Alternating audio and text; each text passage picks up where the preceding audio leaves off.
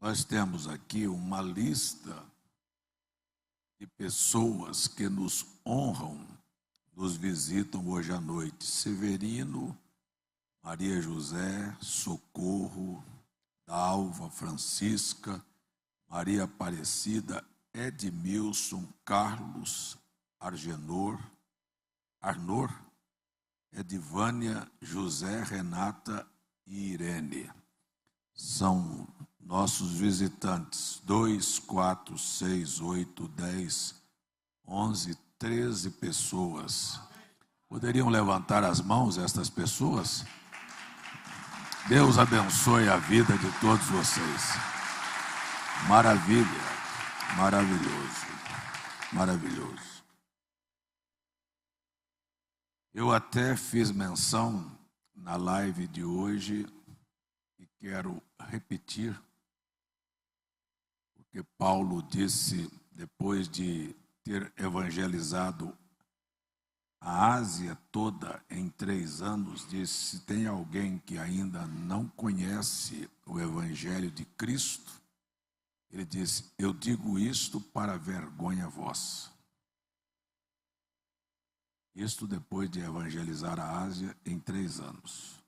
Se tem alguém que ainda não conhece o Evangelho de Cristo, digo isto para vergonha vossa.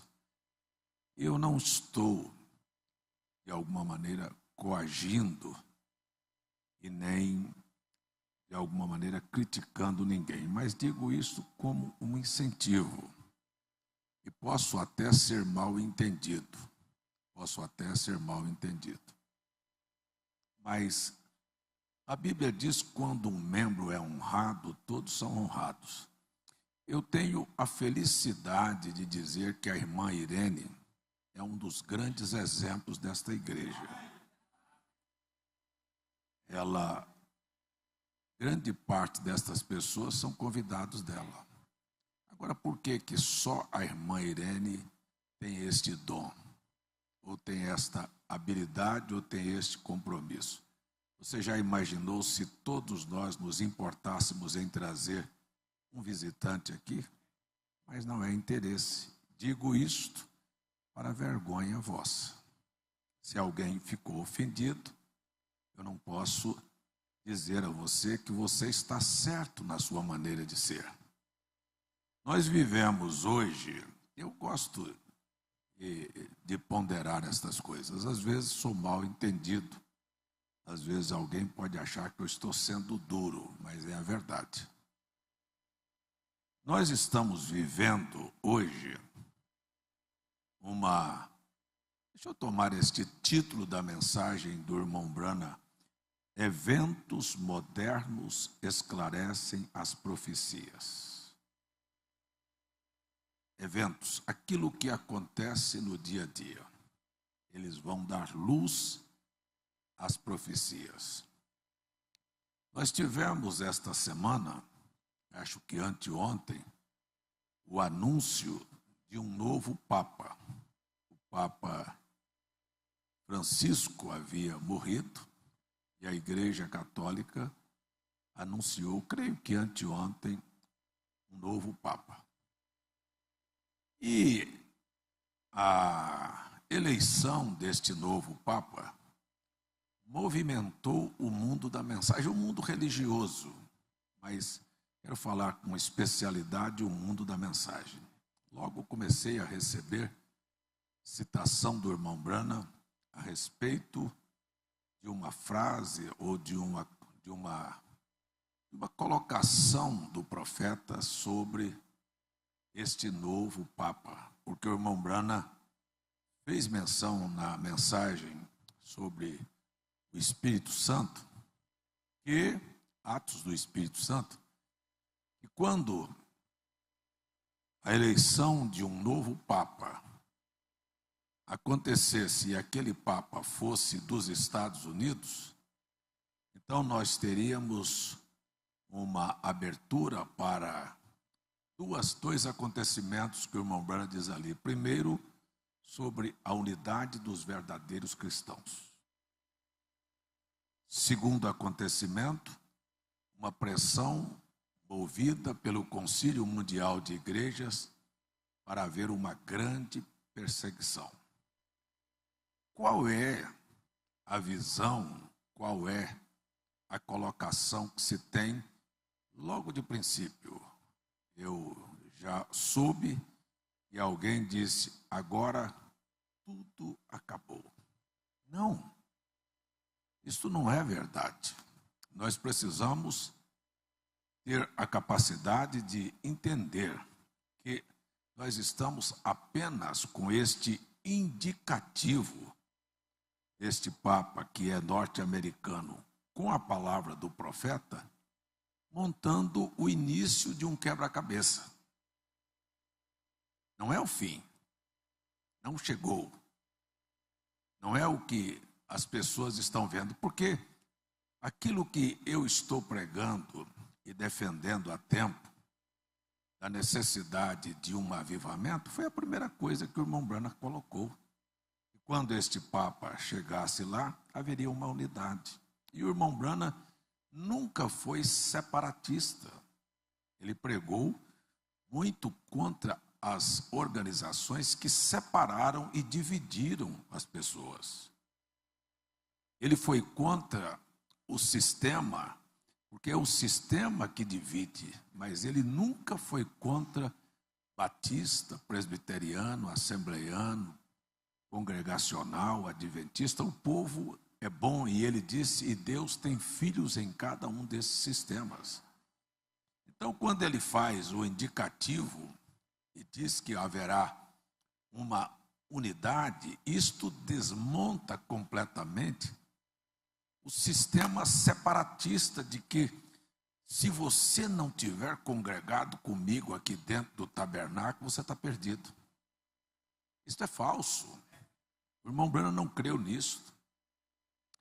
O mover do Espírito Santo, para quem conhece a história dos avivamentos, se o Evan Roberts foi usado para iniciar o avivamento de Gales, os pastores e as igrejas do país de Gales não se tornaram filiais do avivamento de Evan Roberts. Não, ele iniciou, foi a ponta de lança, e aquilo estendeu para dentro de todos aqueles grupos daquelas igrejas que mudaram a maneira e se prepararam naquele grande mover. Quando a gente está falando de um avivamento, eu não estou, nunca citei que as pessoas todas haveriam de congregar conosco, mas que elas seriam movidas pelo poder de Deus para uma vida de uma verdadeira aproximação para aquilo que haveria de acontecer. Amém? Então, a primeira coisa que a gente precisa aqui é de ponderar estas coisas como o profeta falou ali. Não é sair chutando, dizendo agora acabou tudo, porque este Papa, eu quero falar isto assim. Não há ninguém que possa afirmar que este homem é a besta. Nós não podemos cair nesta ignorância. Nós temos a escritura de Apocalipse, capítulo 13, do surgimento de duas bestas, ou seja, de dois poderes. O irmão Branham explicou o poder político financeiro, uma besta. A outra, o poder religioso eclesiástico, a outra besta. Estas duas bestas, é muito óbvio, se ambos os poderes estão vindo da mesma nação, se a primeira besta, poder político e financeiro, é os Estados Unidos, e o irmão Branham diz, o dia que aquele Papa for americano, está dizendo que as duas bestas têm a mesma origem, uma representando a religião em Roma e outros apresentando o poder político e financeiro dos Estados Unidos. É uma coisa muito clara. Agora, a gente precisa entender realmente o verdadeiro significado de tudo isto.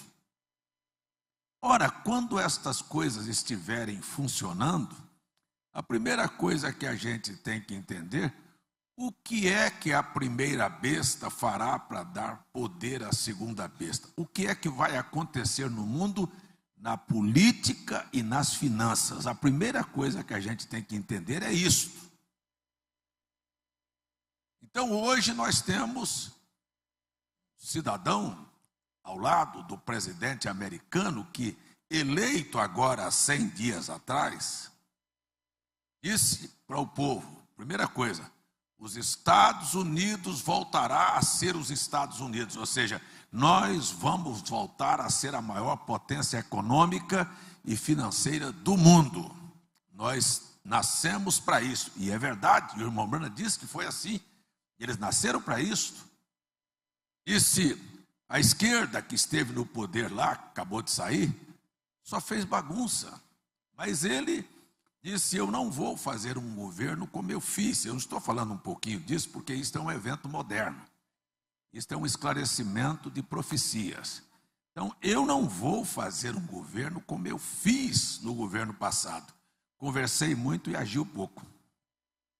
Então, ele começou a tomar medidas drásticas para colocar aquela nação numa posição. Então, eu estou falando que isto é apenas um indicativo de que as coisas estão indo para o lugar. É um quebra-cabeça que está se montando. Ao lado dele, ele tem um dos seus articuladores, que é uma das maiores riquezas do mundo e de mentalidade inovadora. Vou citar o nome, Elon Musk.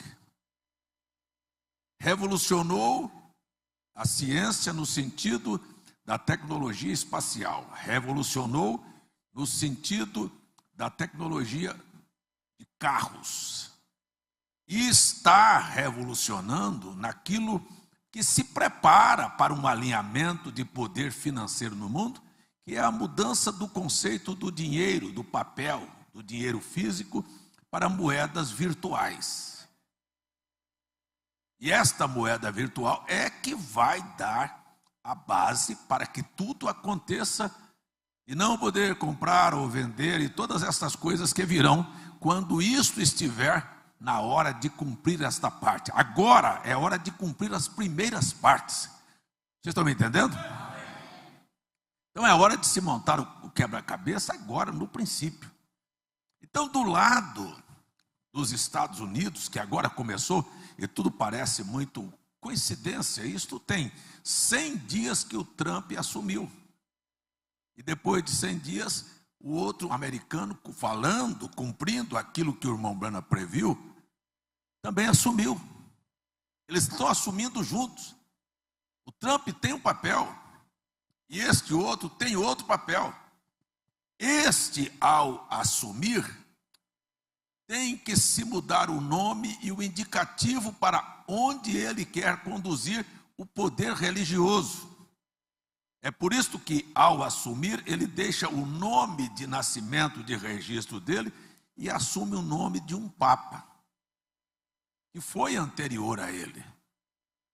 Ou inicia-se uma linha de visão. Então, ele mudou o nome dele de Robert para Leão XIV.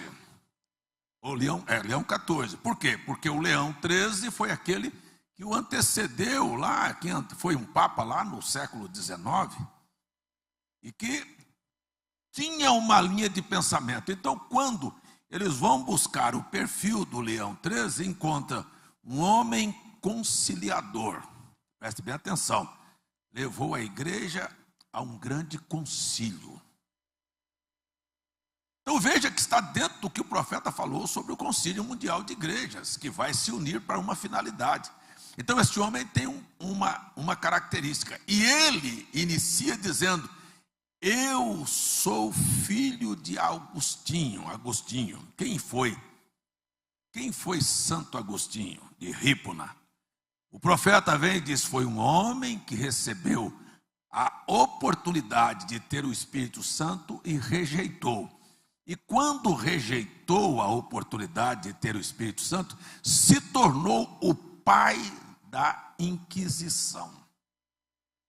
Foi ele que levantou a perseguição para os cristãos, que quem não estivesse sob o concílio e sobre as ideias da Igreja Católica, deveriam ser mortas. Então, toda aquela mortandade da Inquisição é baseada em quem? Em Agostinho de Hipona. Foi o primeiro.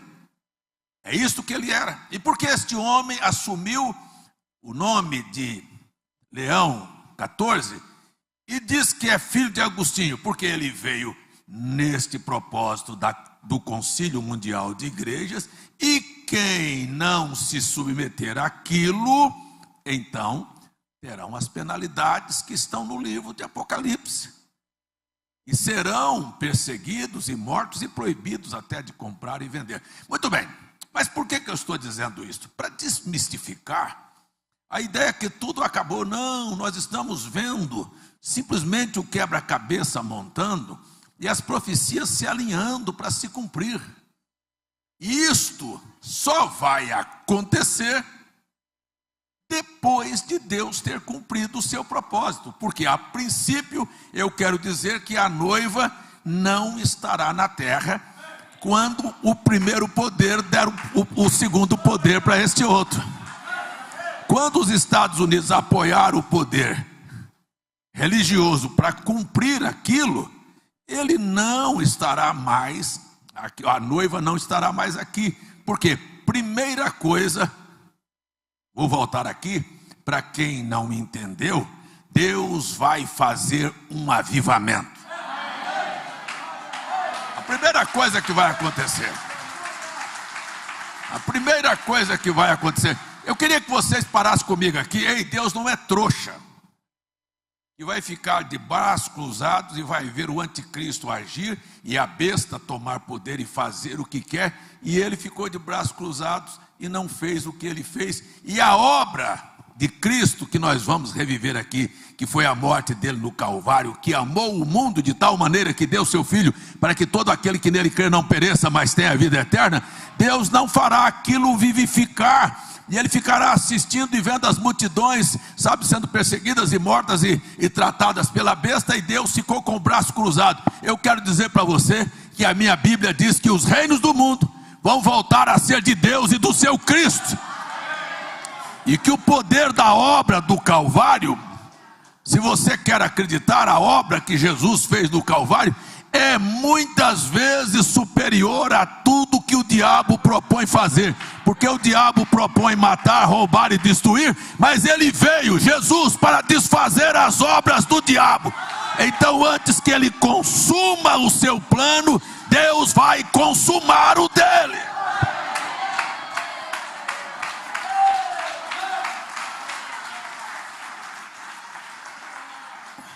O avivamento é a manifestação do poder de Deus, que incendiará a vida do seu povo, e a vida do seu povo será uma tocha que vai passar de coração para coração. Então você e sua família e sua casa, porque esta é a proposta do Evangelho, quando Deus traz um avivamento antes de trazer uma destruição, não é salvo apenas uma pessoa. Eu vou dar um exemplo. Quando Deus vinha destruir Jericó, uma Raabe prostituta salvou sua vida e toda a sua família. Não é assim. Deus não vai entregar, sabe assim, para Satanás e para a besta e para estes poderes que estão no Apocalipse, tudo de graça, dizer não, foi embora. Não, espera um pouquinho, antes que isto aconteça, eu primeiro vou fazer o meu mover. Eu vou salvar. O propósito de Deus aqui, ó, eu vou dizer para você, não é condenar ninguém, é salvar. Jesus não veio ao mundo para condenar ninguém, ele veio salvar. As pessoas rejeitam o plano da salvação, mas o plano de Deus é salvar. Posso ouvir seu amém? Então a primeira coisa que nós precisamos ter consciência é que nós não chegamos no momento, não, você está vendo agora? Eu vou falar uma coisa para você, eu fico assustado de ver a pobreza do conhecimento dos crentes e dos pastores. Porque a esta hora tem muita gente, sabe, vibrando, porque dois homens estão sendo posicionados para uma missão. Mas eles nunca vibraram quando eu venho no púlpito dizer: Deus vai posicionar sua igreja. Muito pelo contrário, me criticam, me zombam e dizem: esse homem está doido. Quer que eu concorde que o plano de Satanás é mais efetivo do que o plano de Deus.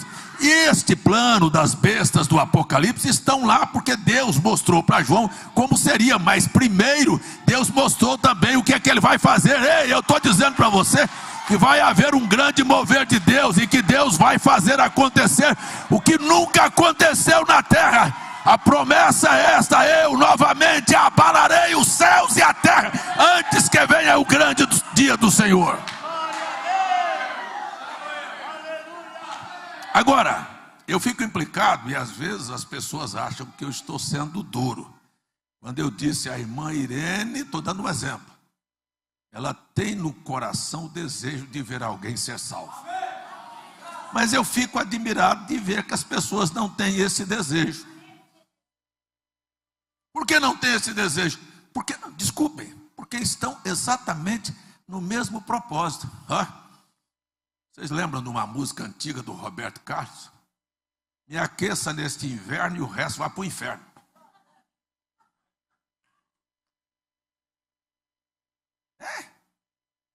Parece que é a mesma coisa. Eu estou na mensagem, o resto é que se lasque. É uma farsa, é uma mentira, é um engano. Porque na verdade, o irmão Branham disse: Deus não vai fazer nada acontecer sem ver primeiro o último eleito entrar. Mas a desgraça da religião entrou na cabeça das pessoas e diz assim para as pessoas: não, eleito não se perde, eleito vai ser salvo e você não precisa fazer nada porque eles virão. E Jesus disse: vá atrás deles, vá por todo mundo e pregue o evangelho a toda criatura, e Deus vai levar as pessoas a um convencimento, porque o Espírito Santo estará na sua boca. O Espírito Santo falará na sua boca, e as palavras do Espírito Santo convencerá o mundo do pecado, da justiça e do juízo. Mas isso não está no coração dos crentes.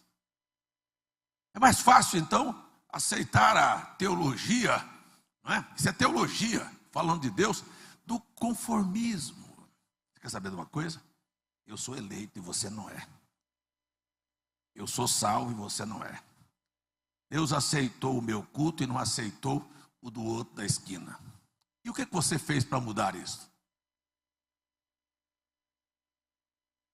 Não sabe o que eu fiz? Eu orei: Senhor, manda os teus eleitos. E o irmão Branham disse: não adianta você orar e jejuar e fechar a porta do seu quarto e dizer: Senhor, manda, se você não sair e falar para ele das coisas que Deus fez por você. Não há nenhum. Não, mas se fosse assim, então Jesus dizia para os discípulos: fiquem em Jerusalém, não saiam de Jerusalém, fiquem lá, viu? Entre lá, vou receber o Espírito Santo. A missão de vocês vai ser orar pelo mundo se converter. Não, vá lá, e depois que estiverem lá, vá por todos os lugares e sejam minhas testemunhas. Então, de um canto ao outro desta terra, o evangelho foi trazido. Aliás, você está aqui por sorte. Você está aqui porque por você é uma pessoa de muita sorte, que os apóstolos lá em Jerusalém oraram por você e não fizeram nada, e o evangelho caiu no Brasil de paraquedas. Desceu aqui, foi lá na sua casa. Não, senhores, alguém se movimentou, alguém saiu, alguém andou de navio, alguém andou de avião, alguém andou a pé, alguém andou de jumento, alguém apanhou, alguém foi preso, alguém passou fome, mas levou adiante o propósito para chegar na tua vida.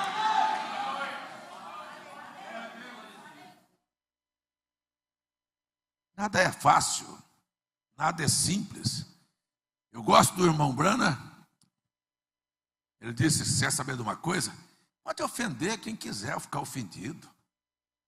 Mas ele disse assim: olha, nada é fácil, tudo se conquista centímetro por centímetro. Sabe, eu não cheguei aqui e achei esta igreja com este número de pessoas. Foi de um em um. É de centímetro em centímetro. O irmão Branham vem e diz: e se você não vê as coisas assim, saia do jogo.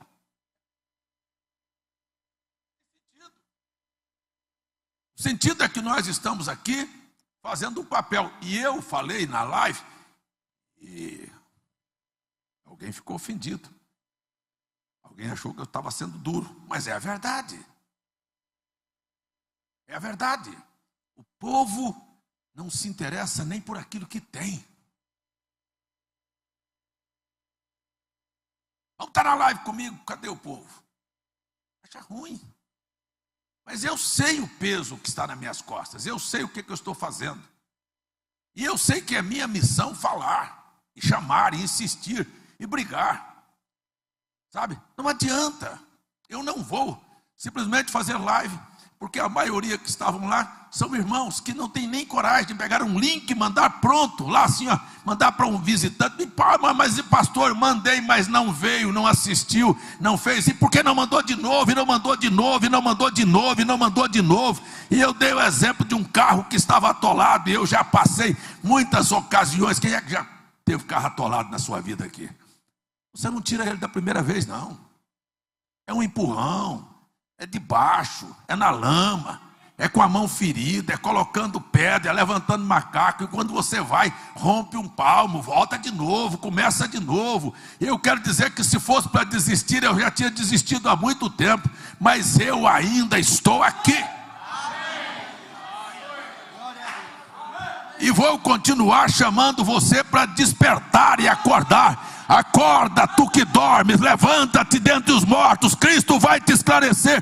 A hora está chegando, o quebra-cabeça apenas está começando. Mas o que faria você para tirar alguém da perdição? Eu estava vendo aquele documentário, na Segunda Guerra, quando Hitler estava matando os judeus, um homem colocou sua fortuna em prol de salvar judeus. E quando terminou, ele havia salvo mais de 2.000 pessoas e sustentando aquelas pessoas com o seu dinheiro.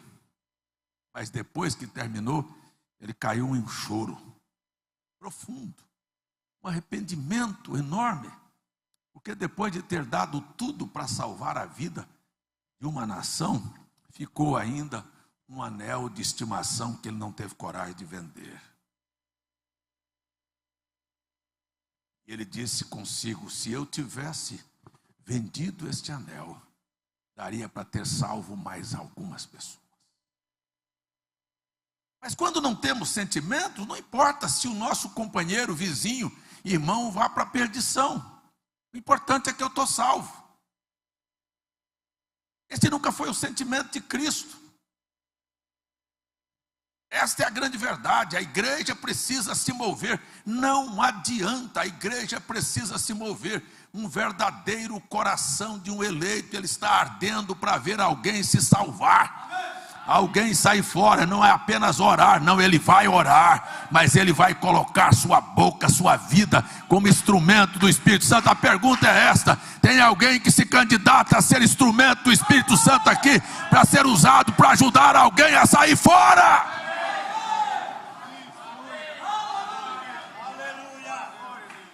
Não adianta, mas eu canto bonito, e daí? Saia de dentro de casa, faça alguma coisa. Todos nós temos oportunidade. Ouça o seu amém? Parece que esta não era mensagem para a noite. Parece que a mensagem da noite era uma mensagem assim, mais voltada ao acontecimento. Eu estou dizendo que há alguma coisa se montando. Eu quero dizer que há alguma coisa se montando. Você não ouviu? Eu estou dizendo que há alguma coisa se montando. Não é só lá fora, não. Aqui dentro há alguma coisa se montando. Se lá fora o diabo está tramando e preparando o seu cenário, Deus também está tramando e preparando o seu cenário. E assim como o diabo tem seus instrumentos, Deus também tem os seus. E se eu fui colocado aqui para te ajudar, eu estou te ajudando hoje à noite. Estou sacudindo você e dizendo para você: tem alguma coisa para todos nós fazermos. Tem alguém que quer fazer alguma coisa por Jesus nesta hora?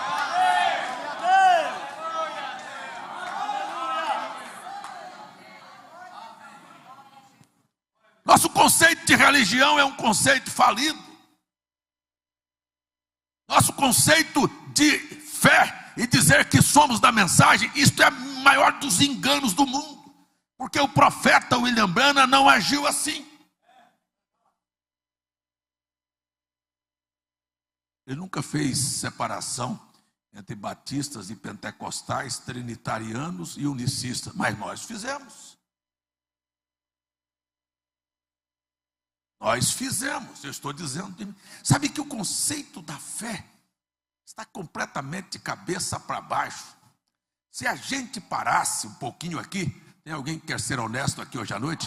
Estou nem perguntando se é, não, estou querendo dizer que se quer ser honesto. A escritura que eu li refere-se a uma palavra de Jesus, de uma conversa que ele teve com Judas, ou com Pedro. E Jesus disse para Pedro: Pedro, eu quero lhe dar uma informação. Eu acho isso muito bonito, viu? Hoje, antes que o galo cante 3 vezes, você vai me negar. Antes que o galo cante, você vai me negar 3 vezes. Sabe qual foi a palavra de Pedro para Jesus? Eu morro, mas eu não te nego. Ele afirmou categoricamente que daria a sua vida, mas não negaria. Sabe que a primeira oportunidade, ele tentou reagir e arrancar a espada e cortou a orelha de um soldado.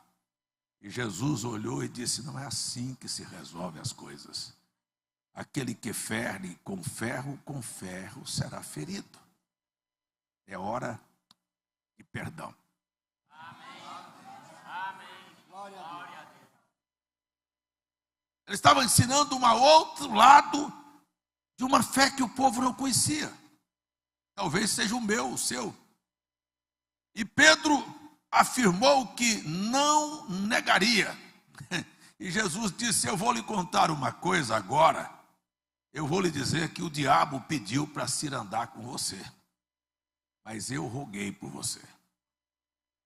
Você não apenas vai me negar, mas se eu, escute bem, não tivesse feito uma intercessão por você, o diabo ia fazer de você peteca. Ia acabar com você. Você nem fé teria. Mas eu roguei por você. Isso para mim é uma coisa inédita, porque Pedro estava tentando dizer para Jesus que ele não negaria porque ele era fiel. Quantos aqui se consideram fiéis?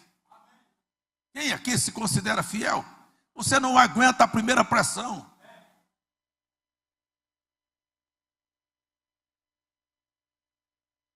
Quer ver que nós não somos fiéis? Pedro prometeu que morreria e não negaria. Eu pergunto, ele morreu ou ele negou? Não ouvi. Agora eu quero perguntar, e você, quantas vezes já prometeu para Deus ser fiel em tudo e falhou?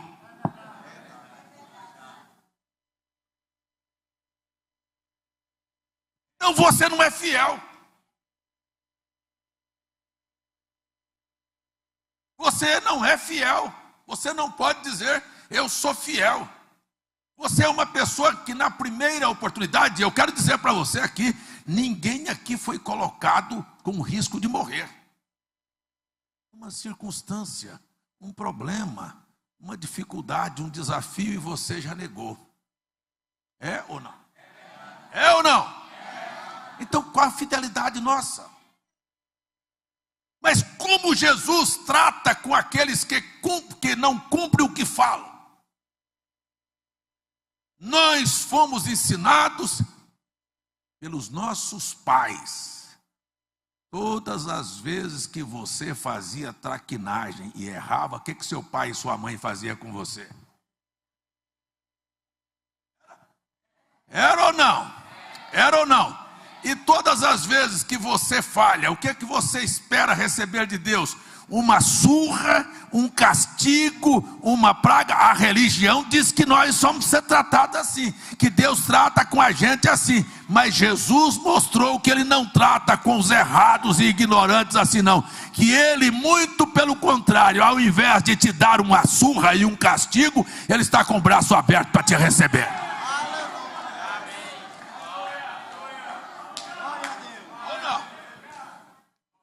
Olha, Pedro negou. Pedro, diz a Bíblia, no Evangelho de Lucas, que quando ele negou pela última vez e o galo cantou, Jesus estava lá dentro da casa do sumo sacerdote. Jesus só levantou os olhos assim, ó, e olhou lá fora, e encontrou os olhinhos de Pedro, Giva, brilhando assim. Jesus não disse para ele assim: não falei para você? Ele falou não, ficou calado, só olhou para ele. E ele baixou a cabeça e se arrependeu e foi chorar. E quando saiu lá fora que foi chorar, sabe, o tempo passou, Jesus foi morto. E ele ficou tão envergonhado de não guardar sua palavra, de ser tratado como infiel, que ele disse: sabe de uma coisa? Eu não quero mais nem saber de mais nada. Eu vou voltar para a minha profissão, vou ser pescador. E foi para o barco. E o que ele não sabia, e o que nós não sabíamos, é que Jesus tinha este lado, que a religião nunca nos ensinou. Só nos ensinou que se nós errar, nós vamos tomar um pau, ou não? É ou não? Eu já te disse, se você errou, você vai tomar um cacete. Não é assim. Jesus mostrou para que ele veio, e eu quero dizer para você aqui hoje à noite, que Ele é um Deus muito paciente comigo, que eu já errei muitas vezes. Tem algum companheiro meu aqui que tem coragem de levantar a mão e abrir a boca e dizer: eu já errei muitas vezes, e ainda estou aqui, e Ele tem cuidado de mim. Tem alguém para dar uma salva de palmas para Jesus aí? Mas é assim. Ora, a nossa Bíblia disse que já era a terceira vez que Jesus se manifestava depois da sua morte e ressurreição. A primeira vez ele apareceu a Maria Madalena. Ela conheceu? Não, ela disse: onde puseram o meu Senhor? Me diga onde puseram, falando com ele, e não podia conhecê-lo. Por quê? Porque ele morreu aos 33 anos. Se eu estou falando a verdade, você diz amém. Amém. Mas a sua aparência era de um homem de 50 anos. Leia o Evangelho de João, capítulo 5, verso 57. Tu disseste que viste a Abraão, e você não tem nem 50 anos. Ele tinha uma aparência cansada de trabalhos, não era de um homem de 33 anos. E ele aparece a Maria, e a Maria não reconhece. Ele aparece a dois discípulos no caminho de Emaús, eles também não reconhecem. E agora está ele assentado na beira da praia, depois que os discípulos tinham ido pescar, e ele assentado lá esperando o barco vir. E quando o barco chegou, ninguém reconheceu que era ele. Por quê? Porque ele morreu aos 33 e ressuscitou com um corpo com aparência de 18, 20, 22 anos. Ele ressuscitou num corpo celeste, é o corpo que nós vamos ressuscitar, é o corpo que o irmão Brana foi do outro lado, e não encontrou ninguém com mais de 18 até 22 anos de idade lá, até aquela velhinha de 96, e o anjo perguntou: você conhece ela? Ele disse: lá na terra ela tinha 96 quando você a batizou, lá ela tinha 18 anos. Céu não tem velho, céu tem gente novas, renovadas. Posso ouvir seu amém? Ele tinha uma aparência jovem, ninguém o reconheceu, ele estava sentado lá. E quando ele disse para eles que eles estavam fazendo a coisa errada, mas eles resolveram obedecer a palavra de um estranho, lança a rede para o lado direito. Irmão H, eu fui pescar semana passada. Eu não estava aqui sábado. Eu tinha ido pescar. Sábado passado eu estava aqui, né? No outro sábado. Durante a semana eu fui pescar. O rio estava cheio. Choveu muito, a água estava suja, não estava bom de peixe. Mas ainda nós pegamos 7 caranhas e uma cachorra. Cachorra é um peixe que tem lá. Não é cachorra. Rau, rau, rau, não. Só porque ela tem os dentes, parecendo os dentes de cachorra. Botaram o nome dela de cachorra. Nós pegamos 7. Aquelas caranhas de 6 quilos, 5 quilos. Pegamos 50 quilos de peixe. Imagine você. Não era grande, porque nós já tivemos lá, pegamos caranha de 9, de 8, de 10 quilos. Mas a Bíblia disse que quando eles jogaram a rede, eles pegaram 153 grandes peixes. Eu quero dizer, grandes peixes, uma caranha de 10 quilos é considerado um peixe grande. Vou para fazer com 10 quilos para ficar mais fácil fazer a conta. 153 grandes peixes numa só rede. E a Bíblia diz, e se admiraram porque as redes não romperam. Porque era para ter rompido tudo.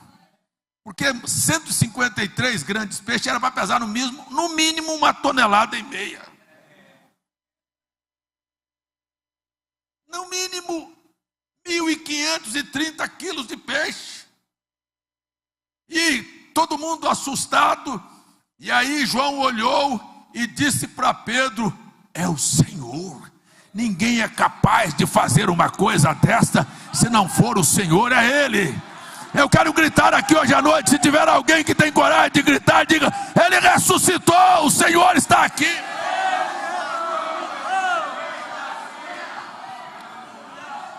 Presta atenção, 2012 eu estive lá nesse lago de Genazaré, já fui muitas outras vezes, mas em 2012 eu abri a boca lá e disse, eu quero falar para vocês, nós tínhamos 14 pastores da mensagem lá naquela ocasião.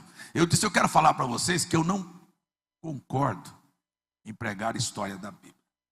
E esta passagem da Bíblia, de Jesus aqui, fazendo uma pesca milagrosa, eu quero afirmar para vocês, eu ainda vou ver com os meus olhos o impossível tornar-se possível.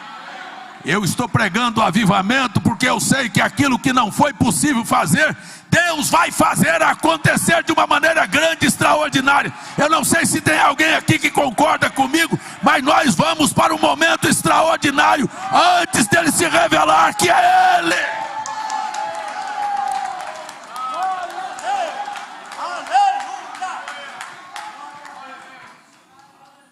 Então quando ele disse agora, é outra coisa que me impressiona neste texto, é que ele disse, vocês não têm nada, então pode pegar os peixes agora e trazer. Engraçado, ele deu os peixes, mandou pescar, eles lançaram a rede, trouxeram os peixes, ele estava sentado, quando eles trouxeram os peixes, ele disse, agora traga, porque eu vou preparar o banquete.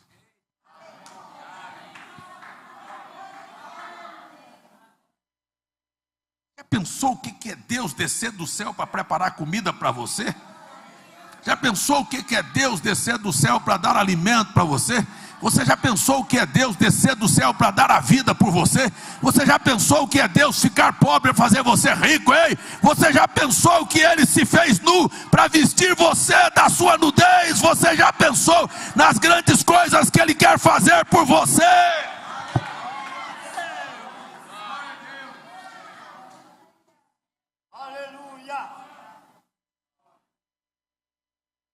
Então, quando os discípulos vieram, guardem isto, a religião não nos ensina isto.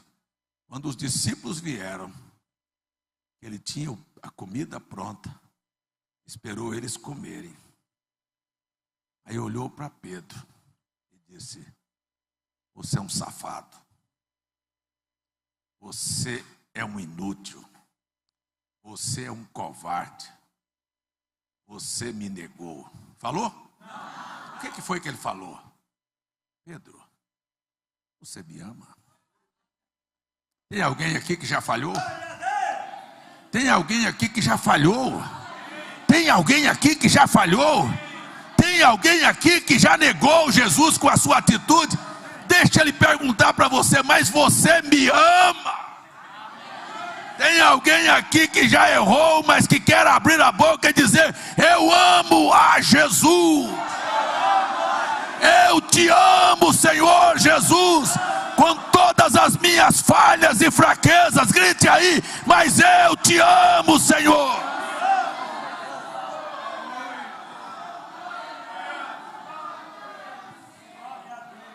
Jesus olhou para ele e disse: Pedro, tu me amas? Ele não disse: Pedro, você é um covarde. Ele disse: tu me amas. Ele nunca vai lançar na sua face o seu erro. Ele veio aqui, foi para te levantar. Ele não veio aqui para te castigar, ele veio aqui para te acolher. Pedro já estava a ponto de voltar para o seu barco, para o seu fracasso, para a sua condição, mas ele estava lá. E eu quero dizer que ele está aqui hoje à noite, de braços abertos para quem já falhou na vida, dizendo: ei, você me ama?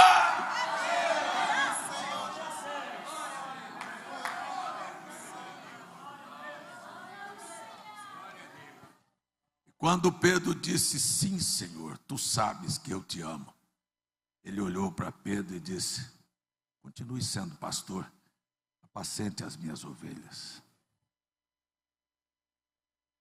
Continue na sua vida. Eu não vou tirar de você o que eu te dei. Tem alguém aqui que ele deu vida eterna? Ele não vai tirar a vida eterna porque você falhou, não.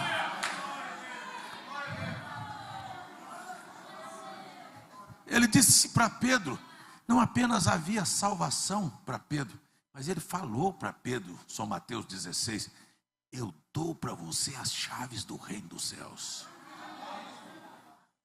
Olha, quero dizer para você que onde você botar a chave e abrir a porta, eu não fecho, eu vou respeitar. E aonde você fechar, eu não abro. E ele veio e disse: sabe de uma coisa? A gente precisa disto, e nós precisamos lembrar disso. E tudo que vocês concordarem, 2 ou 3 aqui, fica concordado no céu. Mas eu falhei, mas está garantido, não é a tua palavra, porque eu quero dizer a você que eu conheço um que continua sendo fiel, que nunca falhou e nem vai falhar, e ele é meu representante. Ele chama-se, diga comigo aí o nome dele, por favor.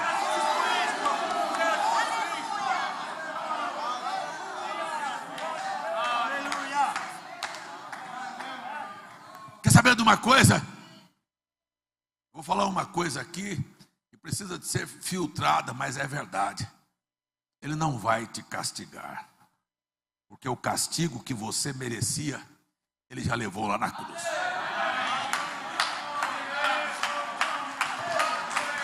Ei, ele tomou o teu lugar. Você é infiel, mas ele é fiel. Você é pecador, mas ele é salvador. Você falha, mas ele não falha. Ele está aqui dizendo a você: a religião quer te condenar, mas eu vim te salvar.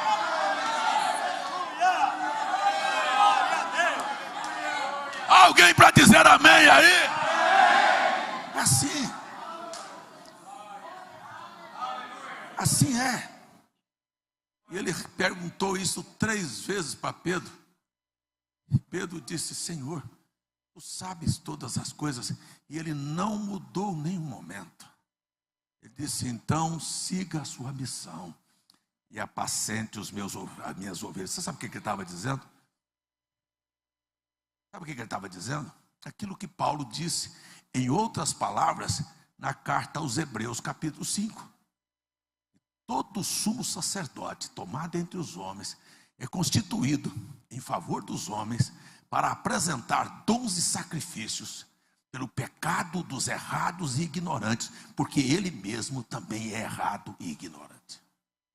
E ele deve tanto por si como pelo povo, oferecer um sacrifício. Ele estava dizendo para Pedro: você está vendo? Eu estou te perdoando, eu não estou te condenando. Não condene as pessoas quando errarem na vida.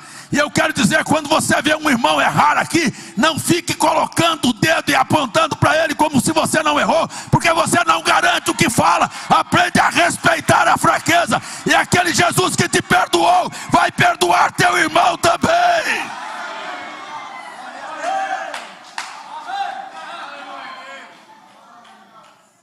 Quer que eu te diga?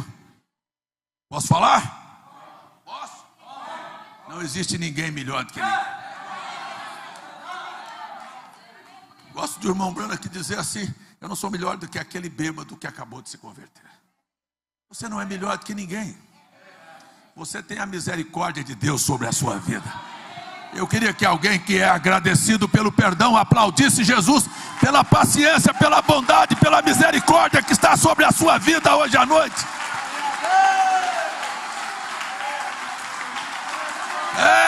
Dê glórias a Jesus pela bondade, pela misericórdia dele.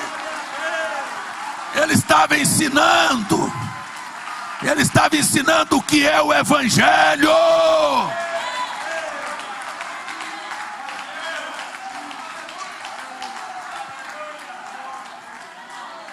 Veja que comportamento. Ele não condena Pedro, ele não condena ninguém. Ele só condena gente hipócrita. Esta mulher foi apanhada em adultério, o que a gente faz com ela? Ele olha e diz: se você não tiver nenhum pecado, joga a pedra.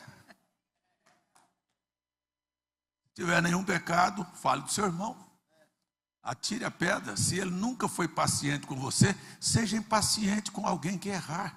Mas se ele foi paciente, está sendo paciente com você, aprenda esta lição aqui hoje à noite. Você está me ouvindo?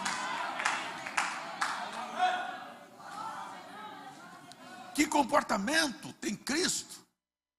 Ele sai da sua rota e vai lá em Samaria para encontrar uma mulher samaritana. Eu vou dizer para vocês, se fosse comigo a coisa não ia ser daquele jeito.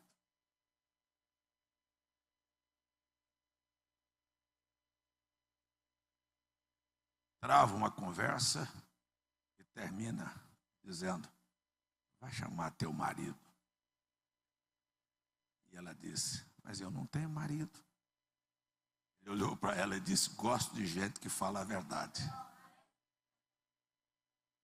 Ela disse: eu não tenho marido. Ele olhou para ela e disse assim: você é uma adúltera. Você não sabe que uma mulher que se casa 5 vezes, ela está em adultério e vai para o inferno, aquele que está vivendo com ela e ela junto. Ele nunca falou isso para ela.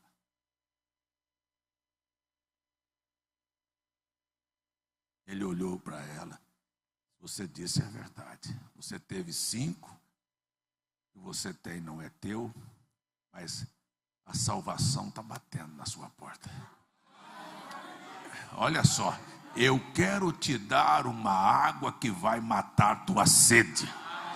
Religião não mata. Não era a troca de marido que matava.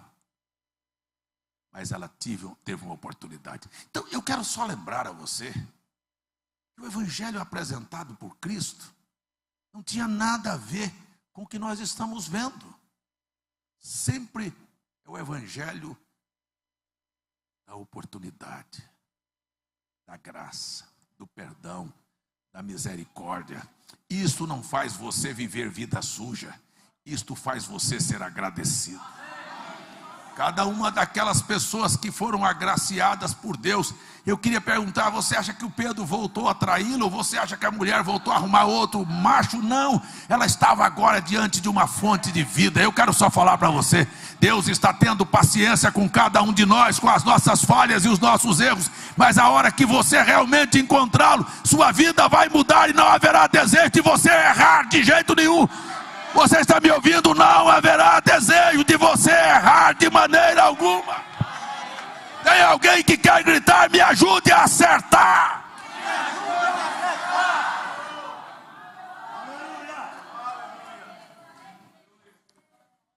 Eu quero lhe dizer,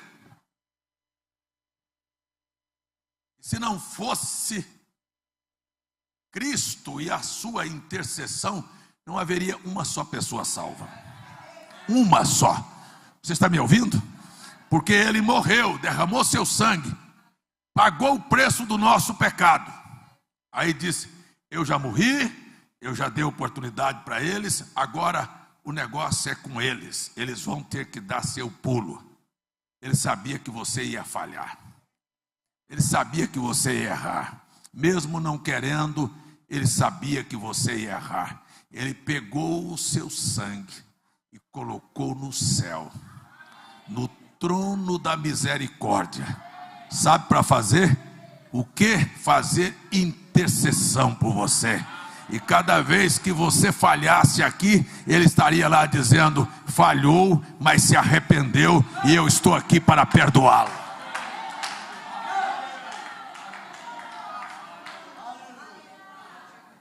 Tem alguém para dizer amém aí? Amém. Ou nenhum de nós nos salvaria.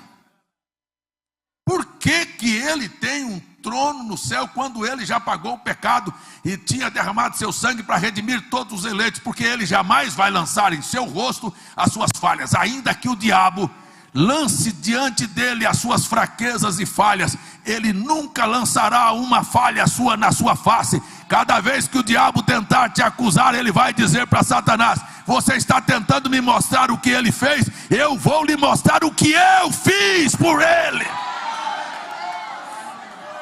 Tem alguém para dizer obrigado?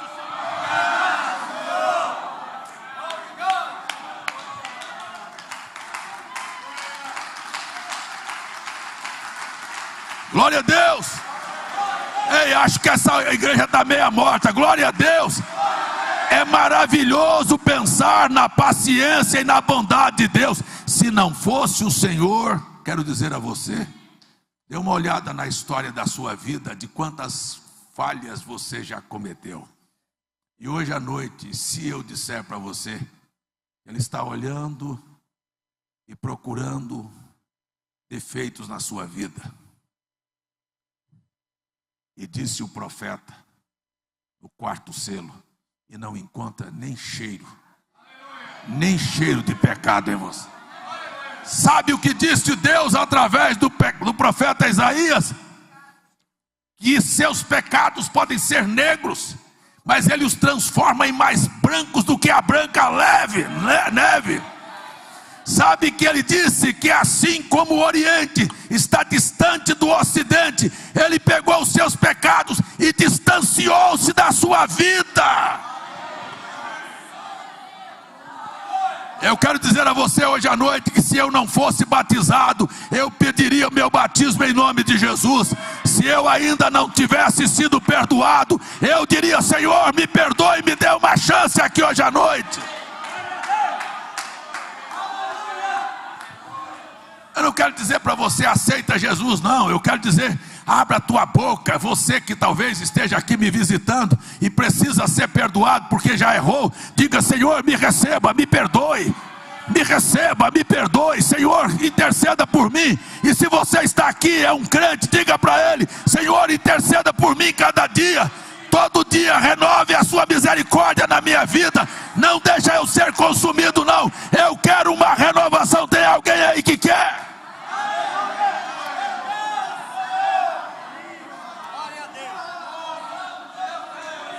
Eu tenho uma pergunta para fazer: quem é que quer ver o sol nascer amanhã? E quem é que quer ver a misericórdia de Deus se renovar por você amanhã?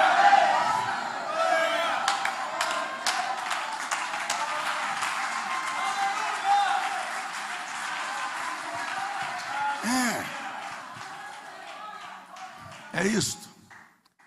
Eu vou dizer, essa semana eu estava olhando as Escrituras e vendo a situação miserável que chegou Jerusalém, com sua queimada, derrubada dos muros do templo, e virou uma cidade deserta. Jeremias chorou e lamentou. Lamentações de Jeremias.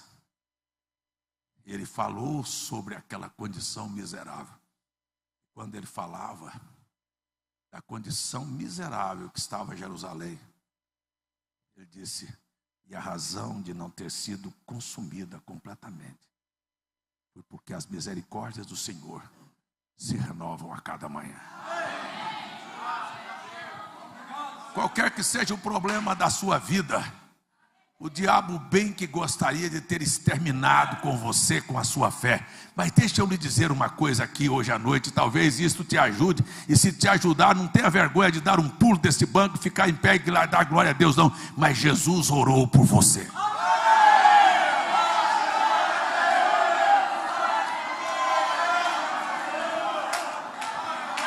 Aleluia! Glória a Deus! Eu quero perguntar, nós tivemos Santa Ceia aqui o mês passado. Levante a mão quem foi que neste mês, da última ceia até hoje, não cometeu falhas. Levante a mão quem falhou. Ele está aqui, dizendo para você: não venha nessa mesa tomar a ceia não, porque você é infiel. Não, ele está aqui dizendo para você: todas as vezes que comerdes este pão e beberdes este cálice, anuncie a morte do Senhor até que Ele venha. Diga: Jesus morreu e tomou o meu lugar e intercede por mim. E é por isso, confiado nele, que eu vou participar desta ceia hoje à noite. Ouça o seu amém.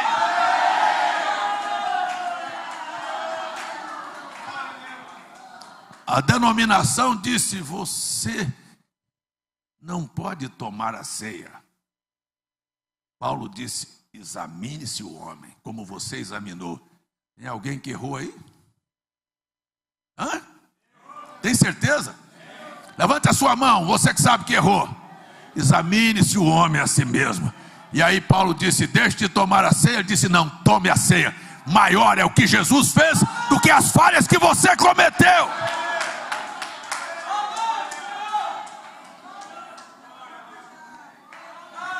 Aleluia! Não valorize pecado, valorize o sangue. Jesus não vai passar a história da sua vida na sua cara, mas Ele passa seu sangue na sua vida. Ele não veio aqui morrer para te corrigir, Ele veio aqui morrer para te redimir. Não foi para te dar uma surra porque você errou, não. Foi para te levantar todas as vezes que você cair. Aleluia! Que Deus te ajude, que Deus me ajude, que Deus ajude a todos nós. Vamos estar preparados para o grande mover de Deus. Você está me ouvindo? Feche os seus olhos e nós vamos agora para a ceia do Senhor. Glórias ao nome de Jesus. Glórias ao nome de Jesus. Quero falar com os meus visitantes. Meus visitantes, não volte para casa sem pedir perdão. Não volte para casa para viver uma vida errada. Jesus está te oferecendo os céus, o perdão, a intercessão e a vida eterna. E eu estou aqui junto com esses irmãos, não é dizendo que nós somos melhores do que você, não. Nós somos iguais a vocês. Se não fosse Jesus, nós estaríamos perdidos. Se não fosse a paciência, nós estaríamos perdidos. E se não fosse a intercessão, nós também estaríamos perdidos. Portanto, nós não queremos nos perder e nem queremos que vocês se percam também. Aleluia! Glória a Deus! E se houver qualquer pessoa aqui que ainda não foi batizada, em nome de Jesus Cristo, eu convido você para se batizar imediatamente.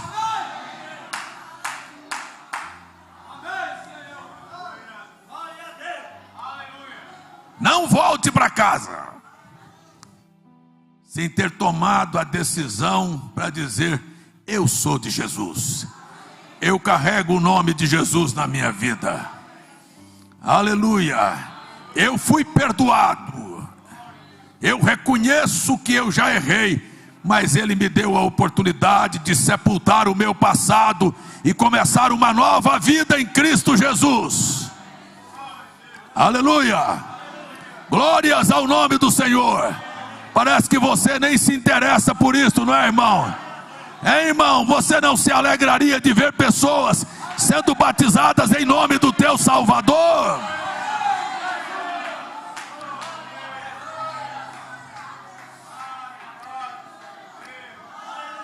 Glória a Deus. Glória a Deus. Eu vou fazer apenas por fazer.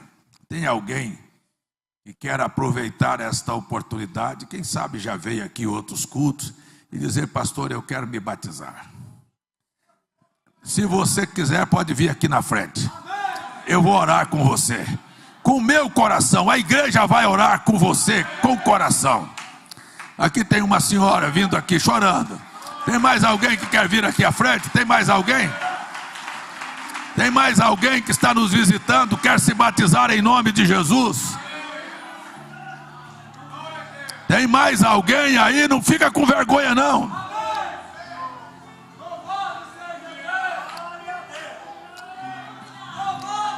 Glória! Tem mais uma senhora vindo ali. Tem mais alguém?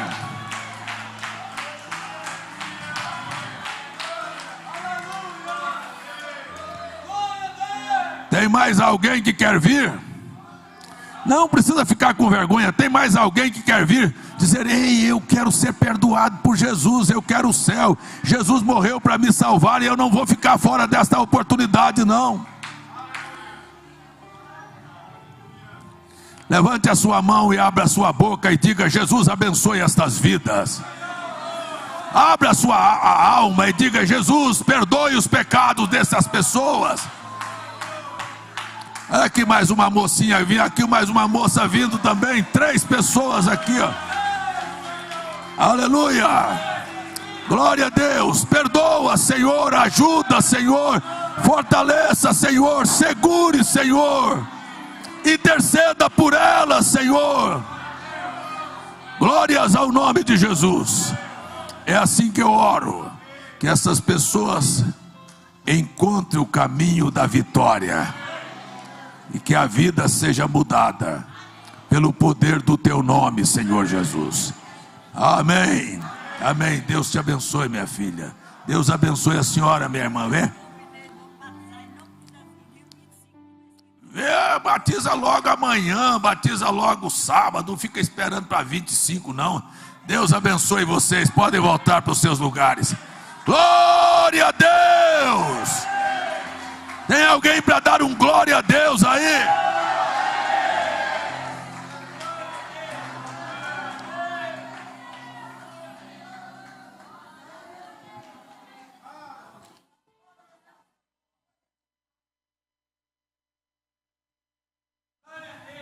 Pai, eu quero me colocar nesta fila.